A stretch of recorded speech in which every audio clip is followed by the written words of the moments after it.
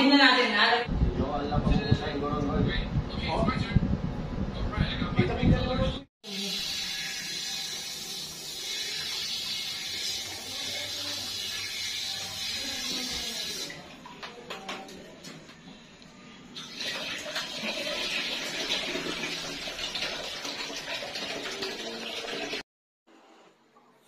Dito nyo mabibili Lodi yung circuit breaker 30 amps. Dito nyo mabibili yun. Legit tong store na to eh. Ito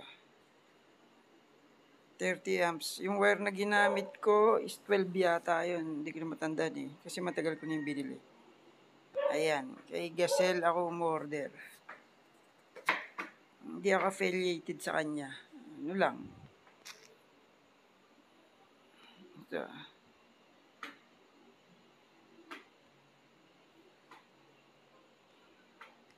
Kay Gasel.